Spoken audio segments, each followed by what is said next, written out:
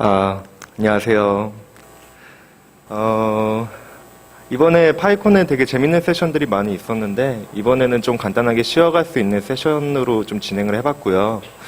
여기에는 이제, 파이썬을 예전부터 계속 이용을 해주셨던 분들도 있지만은, 이제 새롭게 이제 파이썬으로 넘어올 계획을 가지신 분들도 있고, 그리고 이제 파이썬으로 새로 입문하시는 분들도 있을 거라고 생각하고 있습니다. 이번 세션은 이제 초급자분들을 대상으로 준비된 세션이기 때문에 이제 실무분들이 이제 실제 리팩토링을 하는데 있는 고충사항들은 이제 따로 Q&A 세션에서 좀 자세하게 물어봐 주시면 좋을 것 같고요. 어떻게 방향성을 잡는 쪽으로 이번 세션은 좀 감상을 해주셨으면 좋겠습니다. 이번에 진행하게 될 내용은 첫 번째로 클린 코드가 있고요. 그리고 이제 클린 코드 이후에 테스트와 리팩토링 관련된 이제 좀 디테일한 내용을 좀 다루게 될 거고요. 그리고 이제 마지막으로 TDD 내용을 다루게 될 텐데, 이제 TDD와 항상 이제 같이 얘기되는 이제 TDD의 문제점, TDD를 하기 위한 준비 사항들, 이제 그런 것들에 대한 이제 함정들을 좀 간단하게 소개를 해드리고자 합니다. 여기서 이제 저희가 어떻게 얘기를 할 거냐면요, 이제 우리가 개발을 하고 있을 때 간단하게 이제 스택 오버플로우에서 그냥 컨트롤 CV로 문제를 해결하고 있지는 않았는지, 이제 실제 인터넷 환경이 안 됐을 때는 그러면 어떻게 그 솔루션을 찾으실 건지, 그리고 이제 지금 여러분이 하시는 일이 단순하게 이제 코드의 복잡성을 높여서 일이 재미없으시지는 않은지, 어떻게 하면은 작업 환경을 조금 더 깔끔하게 만들어서 일을 재밌게 할 수 있는지, 그리고 이제 마지막으로 이 넓은 파이썬 에코시스템에서 어떻게 재치를 부여해서 일을 재밌게 만드실 건지에 대해서 좀 다룰 거고요. 그러면 이제 본격적으로 클린 코드를 먼저 얘기를 드리도록 하겠습니다.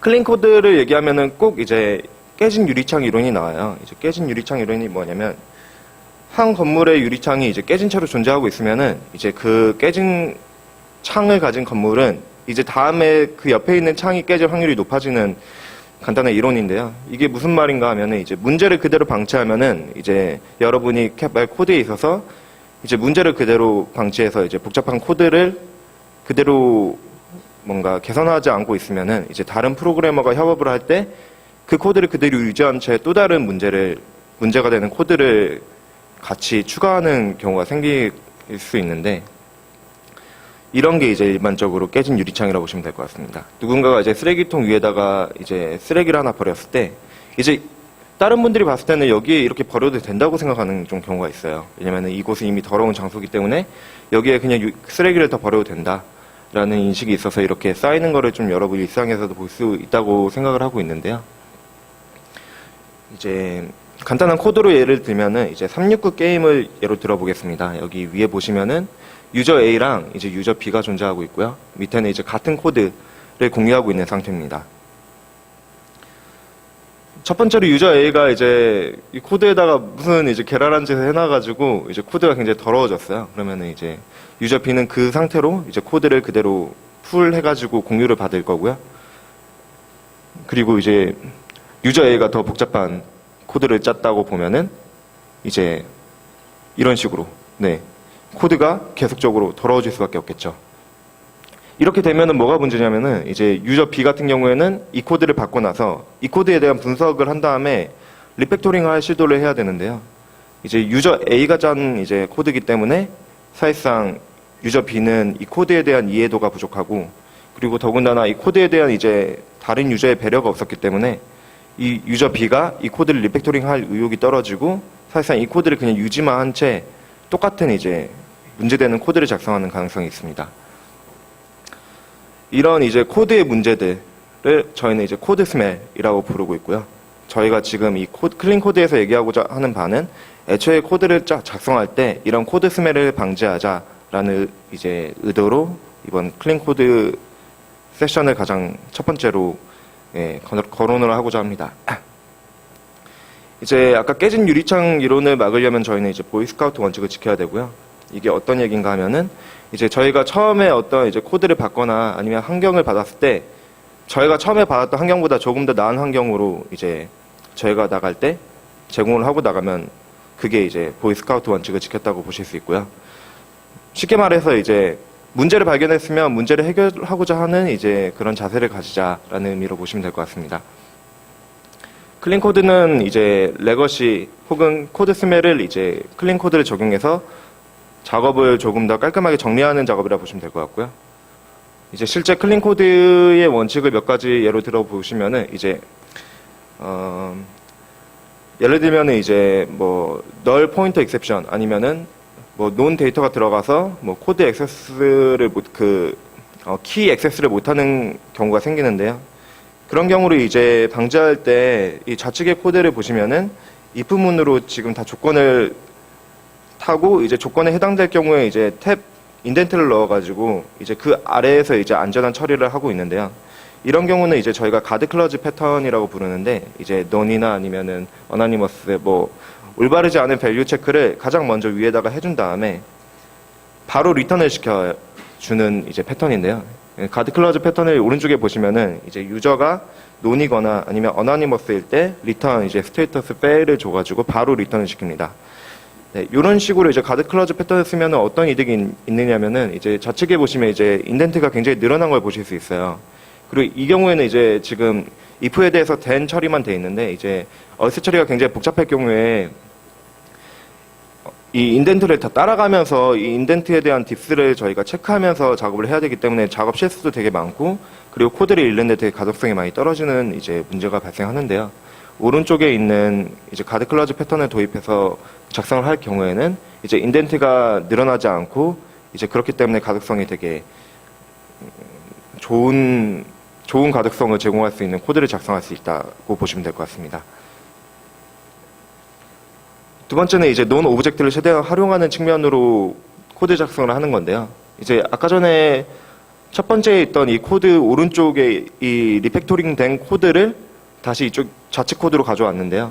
이제 이 경우에는 유저 논이나 어나니머스 아니면은 뭐 포스트 논이나 아니면 포스트 타이틀 논 이런 이제 체크들을 이제 get 함수를 써서 논 오브젝트를 아예 가져오고 그 논 오브젝트로만 비교할 수 있는 형태로 이제 코드 작성을 할 경우에는 코드량이 더 줄게 되고요. 사실상 여기서는 논 오브젝트에 대한 예시를 이제 get으로만 설명을 드린 것 같은데 get 말고도 사실 이제 여러 가지 방법이 있습니다. 예를 들면은 get user라는 메소드를 하나 만들었을 때 그 get user에 대한 메소드가 이제 보통 유저가 있을 땐 유저 오브젝트를 주고 유저가 없을 때는 보통 논을 주는 경우가 많아요. 근데 논을 주지 말고 이제 유저에 대한 논 오브젝트를 준 다음에 그 유저에 대한 오브젝트를 두 개의 같은 인터페이스로 제공을 하게 되면은 이제 사실상 유저는 이제 논이라는 체크를 할 필요 없이 그냥 유저가 있다는 유저 객체가 넘어온다는 가정으로 개발할 수 있게 되거든요. 그래서 논 오브젝트에 대해서는 이제 방법이 많기 때문에 논 오브젝트를 작성할 수 있는 가이드라인을 보시면 되게 좋을 것 같고요. 여기서는 이제 get을 통한 이제 논 오브젝트를 받는 형식으로 지금 샘플 코드를 작성을 해봤습니다. 세 번째는 이제 뭐 불이나 오브젝트 같은 이제 데이터 타입을 비교하는 방법을 이제 신텍스 슈거링을 통해서 이제 체크를 하는 방법인데요. 이제 좌측이 아까 전에 여기 클린 코드 패턴의 두 번째에 있는 오른쪽에 개선된 코드를 들고 왔고요. 그리고 그거를 조금 더 개선할 수 있는 방법을 지금 소개해 드리려고 합니다. 보시면은 이제 좌측에 있는 코드는 논 체크를 이제 그냥 equal 논 체크로 지금 논리 연산자를 통해서 조건을 비교하고 있는데요. 오른쪽에 있는 코드 예시를 보시면은 이제 not 키워드를 통해서 이제 체크하는 구문을 조금 더 단축할 수 있습니다. 이렇게 코드를 신텍스 슈거링이라 해서 이제 문법을 표현하는데 똑같이 이제 결과적으로는 똑같은 문법의 결과가 나오긴 하지만은 이제 문법을 조금 더 간결하게 줄였을 수 있는 방법들을 이제 신텍스 슈거라 하는데요. 이런 신텍스 슈거를 되게 많이 이용을 하시면은 이제 코드의 가독성이 많이 올라가는 장점이 있습니다. 반대로 이제 오른쪽 같이 신텍스 슈거링을 사용하지 않고 좌측에 있듯이 조금 더 표준적인 이제 문법 사용을 지향하시는 분들도 있는데요. 그런 경우에는 이제 신텍스 솔트라고 부르는데 이제 클린 코드에서는 신텍스 솔트를 최대한 피하고 신텍스 슈거링을 사용하는 것을 좀 권장하고 있습니다. 그리고 이제 다음 클린 코드 패턴인데요. 다음 클린 코드 패턴은 이제 만약에 어떤 예의 처리를 진행할 때 저희가 이제 보통은 유효성 오류가 발생하고 있잖아요. 근데 유효성 오류 같은 경우에는, 지금 여기서는 제대로 나와 있지가 않은데,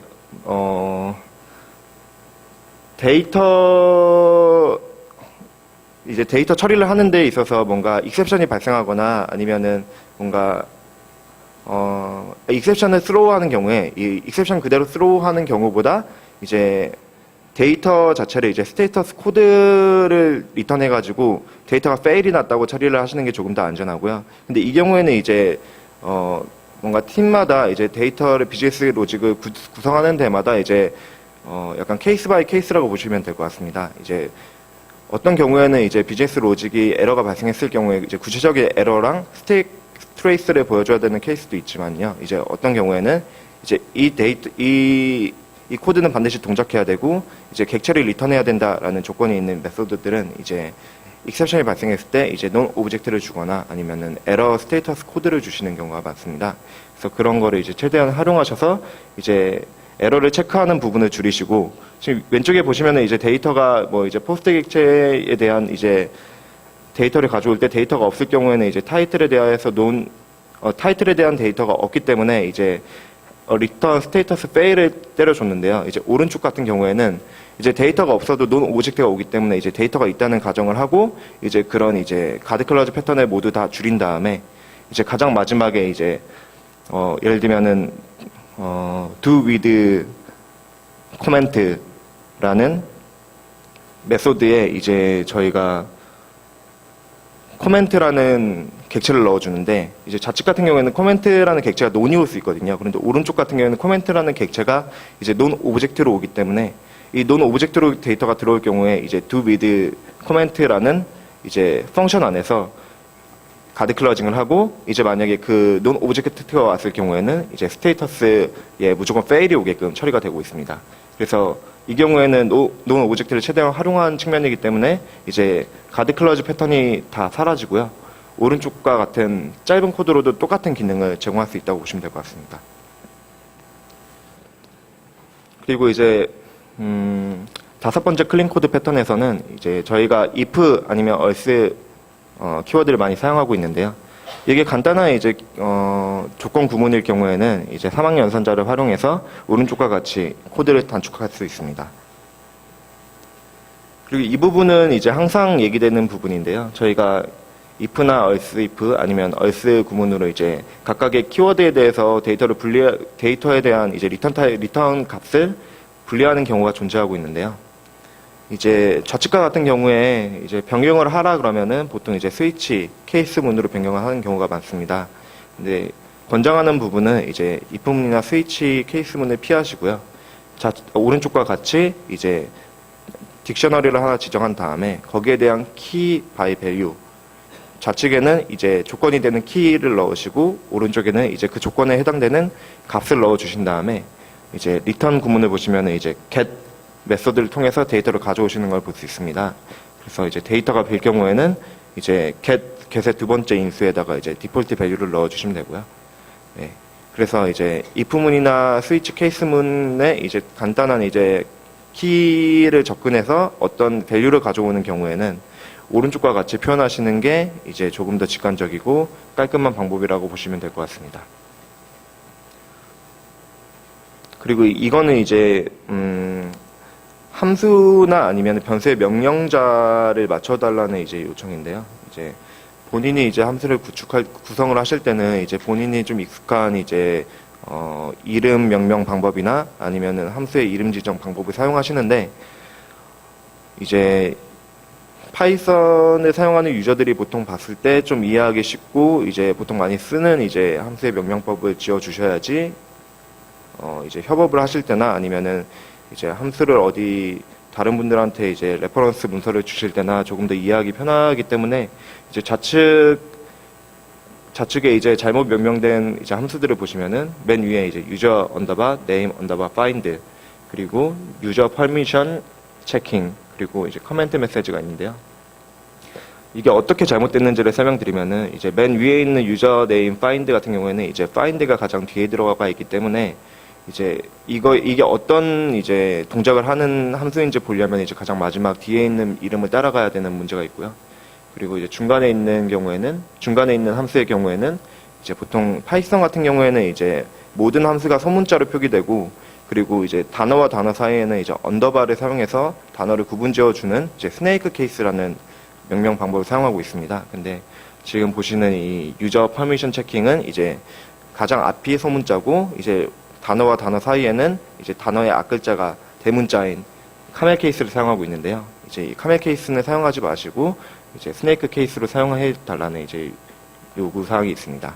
그리고 가장 마지막은 이제 파스칼 케이스라 부르는 이제 모든 단어의 앞글자가 대문자인 형태의 이제 명령 방법을 사용하고 있는데요. 이 경우에도 마찬가지로 스네이크 케이스로 변경을 해주셔서 이제 가장 오른쪽에 보시면은 이제 find user name 그리고 이제 check user permit, 이 경우에는 이제 동사가 가장 앞에 있는 단어로 위치하게 되고요. 그리고 permission 같은 이제 좀 내용이 긴 단어들은 이제 좀 줄였을 수 있는 이제 명령 방법을 사용했습니다. 그리고 마지막 같은 경우는 이제 커멘트라는 워드 자체를 사용해서 이제 그 함수를 명명해도 되지만요. 이제 조금 더 강조하기 위해서 do comment, 어떤 액션을 취하는 함수다라는 거를 이제 지정을 했습니다. 보통 do comment 같은 경우에는 do라는 함수의 워드가 앞에 있기 때문에 이제 어떤 리턴을 했을 경우에 리턴 타입이 아예 보이드 아니면 아예 리턴이 없거나 아니면은 리턴을 했을 경우에도 이제 그 상태 코드를 리턴하는 형식으로 이제 함수를 구성한다고 보시는 경우가 많습니다. 주석이 필요한 이제 복잡한 함수 비즈니스 로직이 있는데요. 여기에서 보시면 remove post with admin 이라는 이제 함수 로직을 보시면 이제 if 문이 일단 등장하고 if 문에 따라서 이제 각 분기마다 비즈니스 로직이 달라지는 복잡한 케이스가 있습니다. 이 경우에는 이제 보통 개발자 분들이 이제 주석을 명명해서 협업을 할 때 조금 더 이해하기 쉽게 작성을 하시려고 하지만 사실 이제 주석을 다 아시는 것보다 주석이 없이 코드를 이해하기 쉽게 짤 수 있는 방법으로 좀 생각을 해주시면 좋을 것 같고요. 지금 제가 제안드리는 방법은 이제 이 주석이 표기된 밑에 있는 비즈니스 로직을 아예 함수로 익스트랙트를 한 다음에 추출을 한 다음에 오른쪽과 같이 두 가지 함수로 제공을 하시고 이제 함수의 이름을 지금 기존에 달았던 주석 표기로 교체를 해주시면은 굉장히 이해하기가 쉬워지고요. 두 번째로 이제 비즈니스 로직이기 때문에 또 복잡한 비즈니스 로직이기 때문에 테스트 코드를 작성하실 때 이제 두 가지 함수를 모두 다 이제 디테일하게 체크할 수 있는 장점이 생깁니다. 그래서 이제 좌측에 있는 이제 if문 분기까지 따가지고 이제 오른쪽에 있는 이제 remove post with admin이라는 함수 하위에 지정을 하시고요. 그리고 이렇게 됐을 경우에 여러분이 이제 사용을 해보시면 조금 더 잘 아시겠지만 이제 코드를 이렇게 함수로 분리를 하게 되면은 그 함수 스코프 내에서 이제 그 코드가 존재하기 때문에 코드량을 조금 더 줄일 수 있는 방법이 생깁니다. 지금 여기 같은 경우에는 remove post with admin에 이제 if else 중에서 S 부분에 이제 line escape를 하나 줄였을 뿐인데요. 이제 어떤 비즈니스 코드들은 함수를 분리했기 때문에 클린 코드 패턴을 추가적으로 적용할 수 있는 케이스가 생깁니다. 여기에서는 예시가 없네요.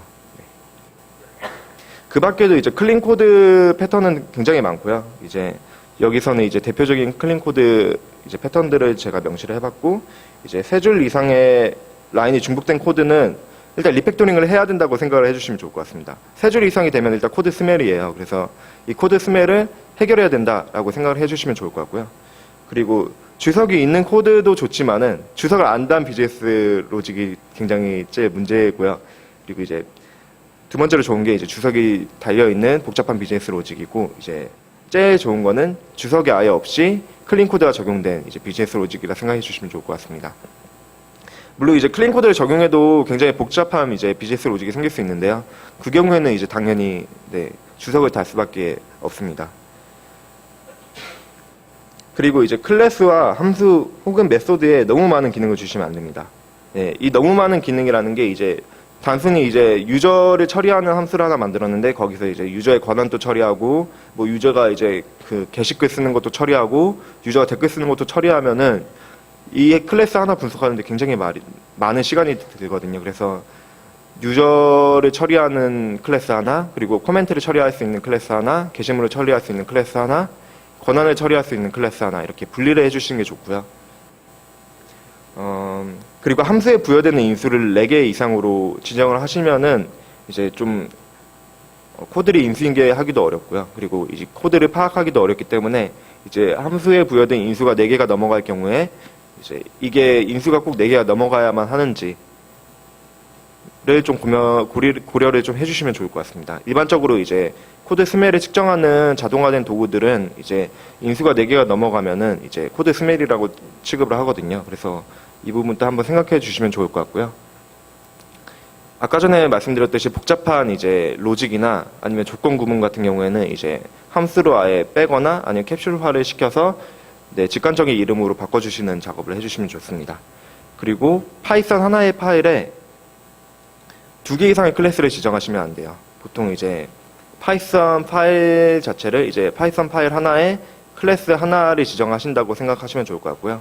기존에 이제 파일 하나에 클래스가 2개가 지정되어 있으면은 이제 보통 ID를 사용하실 경우에는 여러분이 이제 많이 사용하시는 뭐 파이창 같은 경우에는 이제 클래스 자체를 클래스의 파일 이름으로 뺄 수 있는 기능이 있거든요. 그 기능을 최대한 활용하셔서 이제 클래스별로 파일을 분리하시는 게 좋습니다. 네, 클린 코드는 여기까지고요. 이제 테스트와 리팩토링에 대해서 설명을 드리도록 하겠습니다. 보통 이제 테스트 코드를 작성하라 아니면 테스트 코드를 작성해야 된다라고 얘기를 했을 때 이제 팀 멤버분들 중에서 되게 부정적으로 보시는 분들도 있습니다. 네, 어쩔 수 없이 이제 생각이 다 달라서 그런 부분이 생긴다고 생각하고 있는데요. 이제 테스트를 왜 해야 되는지에 대해서 설명을 먼저 드리도록 하겠습니다. 이 그림을 보시면은 이제 3가지의 이제 범위가 있고요. 가장 왼쪽에 이제 모델 레벨, 그리고 가운데가 비즈니스 레벨이고요. 그리고 이제 가장 마지막이 인티그레이션 레벨이라고 보시면 됩니다.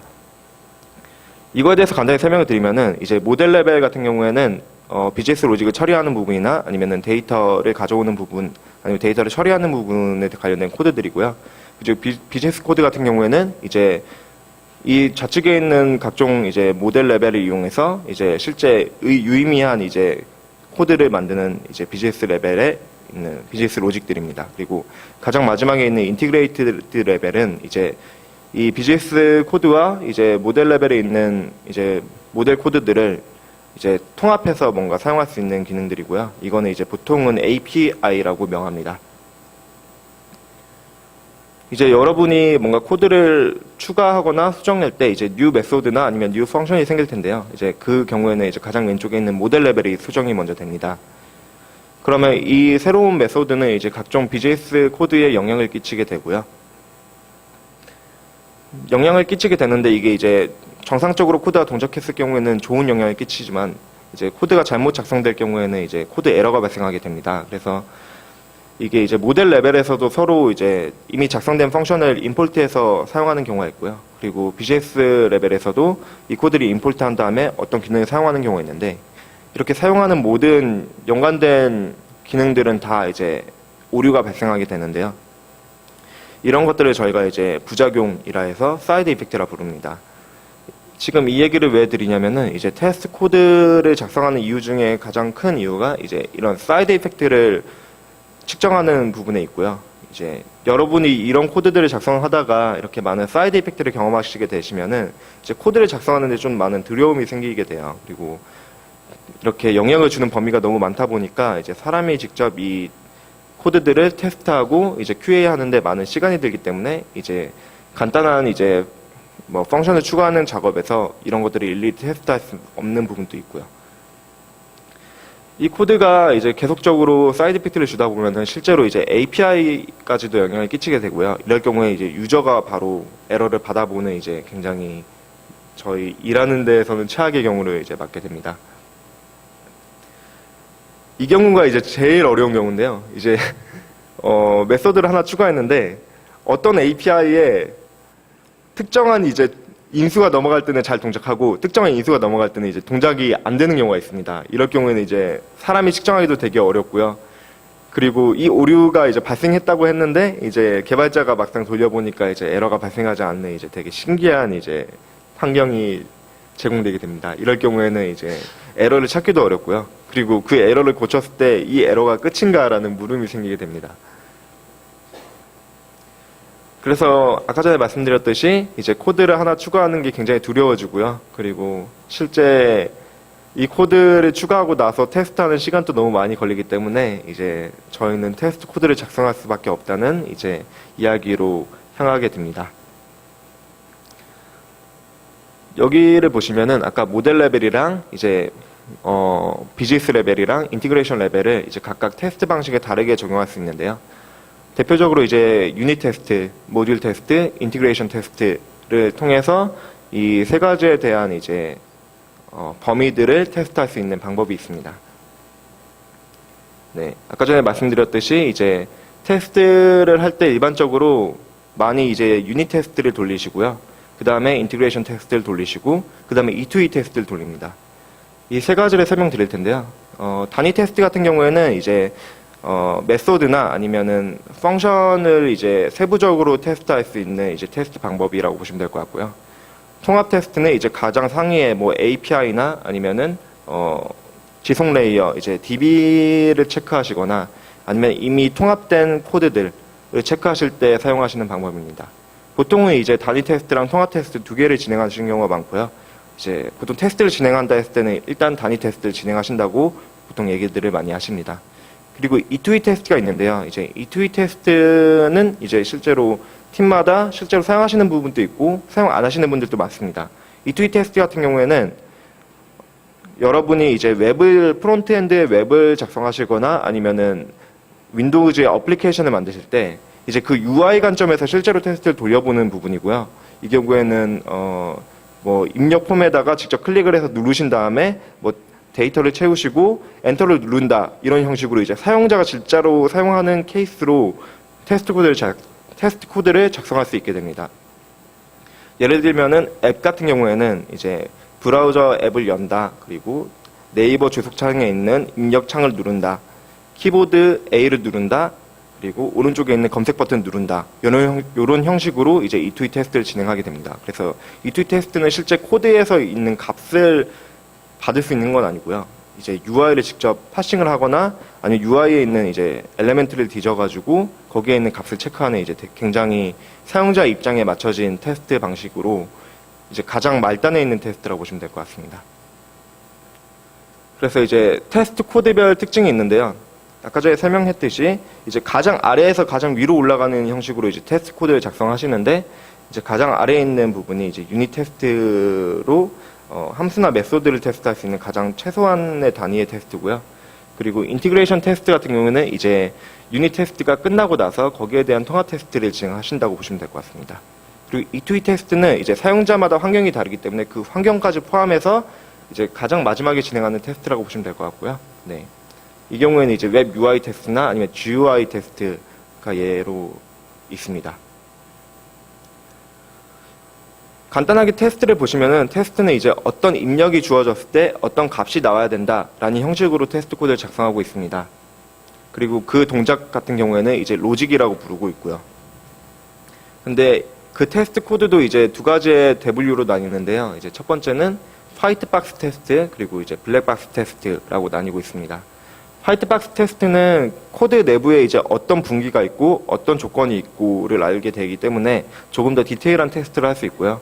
블랙 박스 테스트 같은 경우는 이제 코드가 어떻게 동작을 하고 있는지는 모르지만은 이제 어떤 입력이 있었을 때 어떤 값이 나와야 된다라는 이제 간결한 테스트 구문을 작성할 수 있게 됩니다.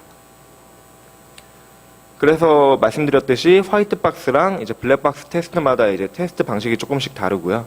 이제 화이트 박스 테스트 같은 경우에 이제 구체적으로 커버리지를 얘기하게 됩니다. 그리고 블랙 박스 테스트 같은 경우에는 이제 테스트 케이스를 작성하는 부분에 대해서 많이 얘기를 하게 되는데요.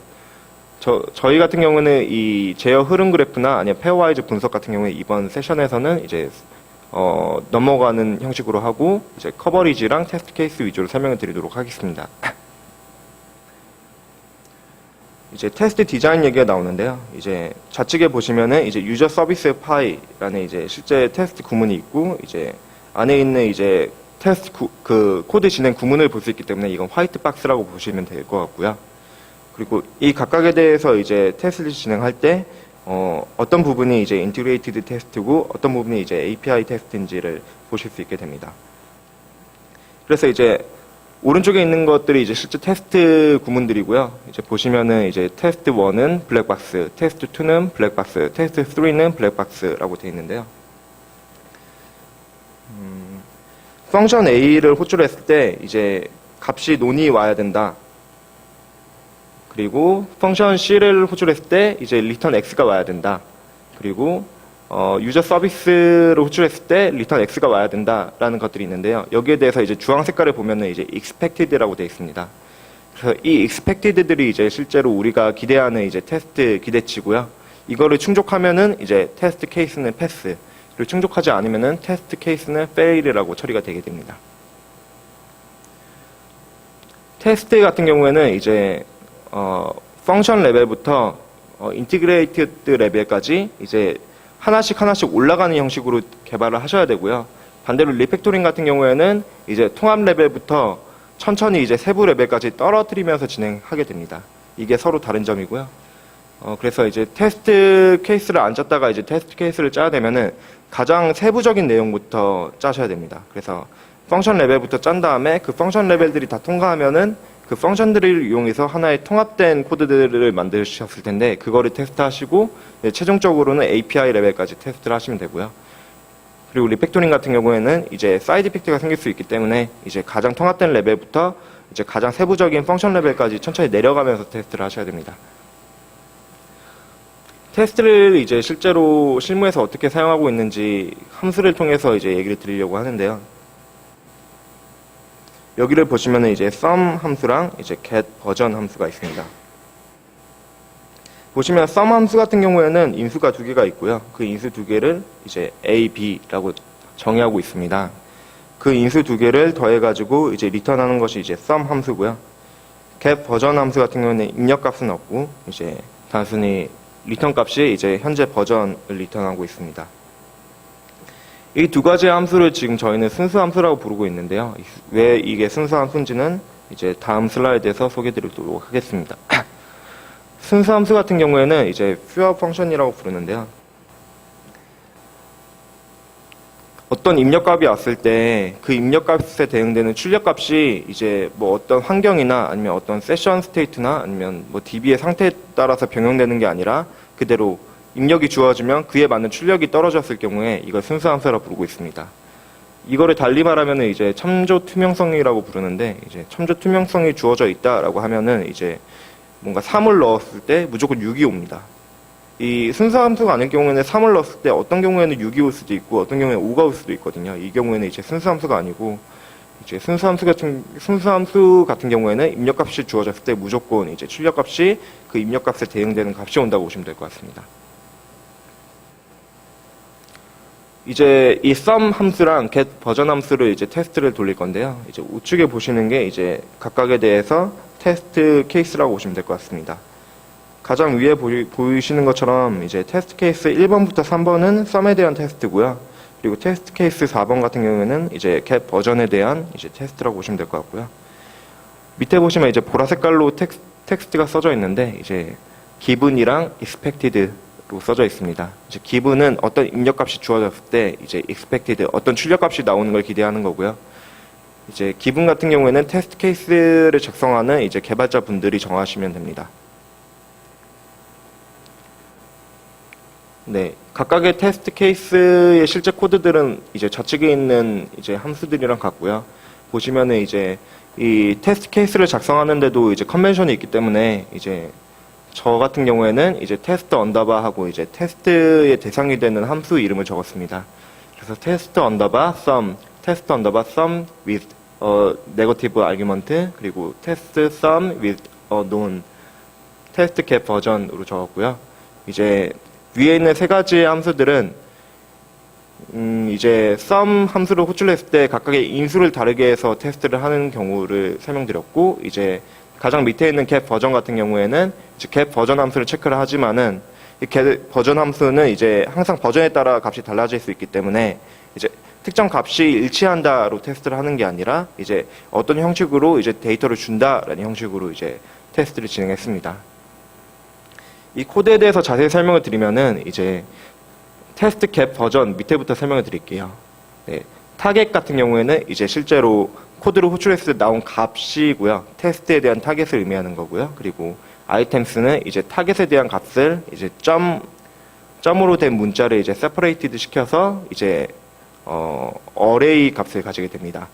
그리고 expected number 아이템 같은 경우에는 이제 이 점으로 분리된 문자 자체의 숫자가 3으로 기대하는 것을 의미하고요. 그래서 가장 밑에 이제 self.assert equal을 보시면은 이제 equal 같은 경우에는 이제 좌측에 있는 값과 우측에 있는 값이 일치하는 것을 테스트하는 것이고요. 네, 여기 같은 경우에는 이제 items 점으로 분리된 이제 값에 대한 개수와 우리가 기대하는 이제 3이라는 값이 일치하는지를 봤습니다. 그래서 이 얘기는 어떤 얘기인가 하면은 버전이 이제 점으로 분리했을 때 3개로 나오는지 테스트를 한 거라고 보시면 될 것 같고요. 이제 가장 밑에 self assert true 같은 경우에는 이제 넣어준 인수가 true 값이 나와야지 테스트가 패스가 되게 됩니다. 그래서 이제 array numeric이라는 함수를 통해서 아이템즈를 비교했는데요. 이제 가장 위에 보시면은 이제 array numeric 같은 경우에는 이제 그 데이터 자체에 있는 그 array에 있는 array에 있는 모든 값이 이제 number type인지를 체크해서 그거에 대한 테스트를 마치게 됩니다. 위에 있는 세 가지 테스트도 이제 밑에와 마찬가지인데요. 타겟이랑 expected가 있고 이제 assert를 통해서 값이 맞는지를 체크하게 됩니다. 이 테스트를 통하게 되면은 이제 위에 같이 이제 위에는 파이참에 대한 도구인데요. 세 가지 테스트는 이제 초록 색깔로 테스트가 통과가 됐는데 이제 가장 마지막에 있는 주황 색깔 표시는 이제 테스트가 fail이 나게 됩니다. 그래서 보시면은 테스트 케이스 1, 2번 그리고 테스트 케이스 4번 같은 경우에는 테스트가 통과가 됐지만은 이제 테스트 케이스 3번 같은 경우에는 이제 테스트 자체가 fail이 나게 됐는데요. fail이 난 이유 자체가 이제 저희는 A 값에다가 논을 넣어주고 그리고 B 값에다가 이제 데이터를 2번을 넣어주게 됐는데 이제 저희가 기대한 거는 NaN이라는 값이었지만은 실제로 테스트 결과는 이제 exception이 throw 되게 됩니다. 이 경우에는 이제 exception이 나온 케이스이기 때문에 코드 자체를 이제 바꿔주게 됐고요. 테스트 케이스를 작성하면은 이제 단순히 어떤 값이 맞다 아니면 틀리다 아니면 뭐 true를 리턴한다, false를 리턴한다 뭐 이런 이제 테스트도 있지만은 throw를 한다라는 형식의 이제 추상적인 테스트 구문도 작성할 수 있게 되는데요. 보시면은 이제 assert lie를 통해서 타입 에러를 리턴한다, 타입 에러를 throw한다라는 테스트 케이스로 변경을 하게 되면은 모든 테스트 구문이 이제 통과가 되는 것을 볼 수 있게 됩니다. 단위 테스트 같은 경우에는 이제 아까도 말씀드렸듯이 함수나 아니면 메소드에 대해서 가장 하위에 있는 테스트가 되게 되고요. 이 경우에는 이제 fail이나 이제 pass를 통해서 테스트 결과를 체크할 수 있게 됩니다. 다음은 이제 테스트 assert 함수들이고요. 이제 보통 대표적으로 이것들을 사용하신다고 보시면 될 것 같습니다. 혹시 발표 몇 분 남았는지 알 수 있을까요? 네. 네. 이제 코드 설명들이 좀 많긴 한데 이 부분을 좀 넘어가도록 하겠습니다. 네. 이 경우에는 간단하게 설명드리면은 이제 request 함수를 이용해서 이제 실제 원격에 있는 주소를 통해서 데이터를 받는 거고요. 지금 여기 같은 경우에는 파이콘 KR에 있는 이제 연도 점수를 받아가지고 연도가 이제 2018년이면은 이제 어떤 처리를 2018년이 아니면은 다른 처리를 하게 함수를 구축했는데요. 이 경우에는 이제 실제 URL에 나오는 값에 따라서 이제 리턴 타입이 달라지기 때문에 이제 네, 이 경우에는 이제 순수 함수가 아니고 비순수 함수라고 부르게 되고요. 이 경우에는 이제 데이터가 실제 기대하는 테스트 케이스에 충족을 하지만은 내년이 되면은 이게 다 페일이 나게 됩니다. 그래서 이 경우에는 이제 테스트 방법이 다르고요. 이제 대표적으로 2018년이라는 데이터를 주는 함수 자체를 분리시킨 다음에 그거를 이제 의존성 주입 방법을 통해서 네, 데이터를 테스트 케이스의 경우에만 데이터를 따로 삽입하게 됩니다. 맨 위에 보시면 이제 get year라는 함수를 따로 구축한 다음에 테스트에 맞게끔 원하는 값만 넣어줘가지고 테스트를 진행할 수 있게 하는 방법이 있다고 보시면 될 것 같습니다. TDD를 마지막으로 설명드릴 텐데요. TDD 같은 경우에는 이제 테스트를 먼저 작성하고 나서 이제 개발을 진행하는 방법론이고요. 이 경우에는 이제 일반적인 개발 코드를 작성하고 테스트를 작성하는 방식보다 조금 더 짧은 이제 개발 주기를 가지게 됩니다. 네, 요런 이제 개발 요구사항이 있다고 보시면요. 이 개발 요구사항을 원래는 이제 일반적인 코드 개발 방식에서는 이제 코드를 먼저 작성하고 테스트를 하게 되는데, TDD 같은 경우에는 먼저 테스트 코드를 지금 보시는 것처럼 작성을 한 다음에 이제 오른쪽에 있는 개발 코드를 개선하는 것을 볼 수 있습니다. 이럴 경우에는 이제 개발 스펙이 자주 바뀌면은 테스트 코드가 계속 변경이 돼야 되기 때문에 테스트 코드를 변경하지 않게 이제 요구사항을 먼저 픽스를 해야 되고요. 그리고 무엇보다 이제 이 모든 테스트 구성이 자동화가 돼야 됩니다. 그래서 항상 이제 지속적인 통합 얘기가 나오고요. 이제 지속적인 통합에 대한 이제 도구들은 이제 다음과 같습니다. 이제 여러분이 GitHub를 사용하시면은 이제 트래비스나 아니면은 이제 뭐 앱베이어 같은 이제 CI 도구로 이제 테스트 케이스를 진행하게 되고, 그리고 이제 그 테스트 케이스를 도커 환경이나 아니면 이제 그래들 아니면은 뭐 웹팩 환경으로 이제 옮겨가지고 빌드나 아니면 빌드 자동화를 할 수 있게 됩니다. 그리고 이제 테스트 커버리지 측정 같은 경우에는 보시는 것처럼 이제 나이트워치나 아니면은 이제 코드 커버리지 도구를 이용해서 이제 커버리지 리포트를 받아볼 수 있게 되고요. 네. 마지막에 이제 좀 빠르게 달려가지고 좀 많이 헷갈리셨을 텐데요. 혹시 질문사항 있으시면은 이제 답변 드리도록 하겠습니다. 네, 발표를 해주신 한성민님께 감사드리고요. 박수 한 번만 쳐주세요. 네, 많은 분이 참석해 주신 만큼 질문도 굉장히 많을 거라고 생각을 하는데, 지금 질문 시간은 세션 발표 시간이 다 끝나기는 했거든요. 근데 괜찮으시다면 3분 정도는 질문을 저희가 받을 수 있을 것 같아요. 그 중간에 나와서 질문을 해주시면 되는데 자기소개 다 빼주시고요. 그리고 최대한 질문은 2문장 한 정도로 짧게 부탁드리겠습니다. 그리고 질문하신 분들은 뒤쪽에 가셔가지고 책 받아가시면 되겠습니다. 네, 질문해주세요. 아, 네.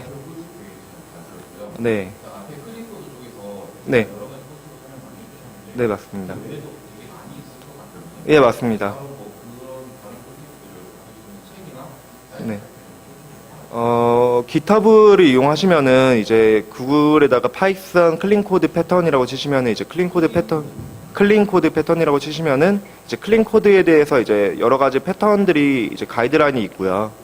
그리고 이제 파이썬을 이용하지 않더라도 이제 보통 자바 계열에서 이런 클린 코드 가이드라인이 좀 많이 나오고 있는 상태거든요. 그래서 클린 코드 패턴이라고 치시면은 이제 여기에 보시는 것보다 더 많은 클린 코드 패턴을 좀 확인하실 수 있다고 보시면 될 것 같습니다. 그리고 책을 추천드리는 거는 제가 이제 어떤 출판사 하나를 지목해야 돼서 좀 어렵긴 한데, 이제 엉클 밥 선생님의 이제 클린 코드 책을 좀 읽어보시면은 되게 많은 도움이 될 거라고 보시면 될 것 같습니다. 약간 클린 코드의 교과서라고 보시면 될 것 같아요. 네. 네, 저희 답변도 한 2-3분 정도 짧게. 네, 알겠습니다. 이경이라고 하고요. 네. 리턴값이 만약에 여러 개의 경우에는 몇 개의 이상이 팩스이라는 궁금하고, 만약에 네. 리턴값이 여러 개의 경우에 어떤 방법으로 처리를 하는 게 효율적인지 궁금합니다.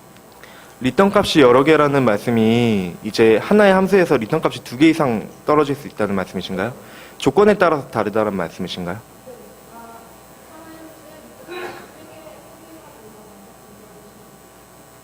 하나의 조건에서도요. 네, 그럼 셋 타입으로 떨어진다고 봐도 될까요? 네.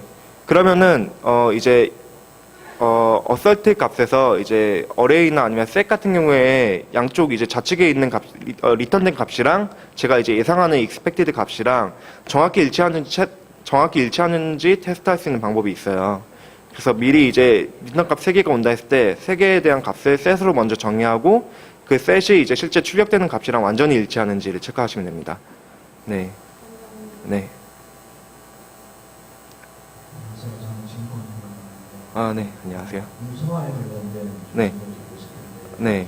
코드 주석이 어떻게 되는지는 그것도 또 코드 승인이 될 수 있을 것 예, 맞습니다. 독 테스트나 독스트림 같은 문서를 네. 어느 정도 기준까지 진행하시는 겁니까? 아, 이게 라이브러리 형태일 경우에는 이제 레퍼런스 독을 만들기 위해서 이제 독 코멘트를 날리는 경우가 있어요. 근데 일반적으로 사용하는 펑션 같은 경우에는 이제 사실 레퍼런스 문서를 만들기 위한 목적보다는 이제 가장 빨리 쓰고 빨리 변경되는 이제 함수들이 많기 때문에 이제 실제로 독 커멘트를 사용하는 것보다 이제 실제로 코드 스멜을 줄인 형식으로 이제 좀 포커스를 맞춰주시는 게 좋을 것 같고요.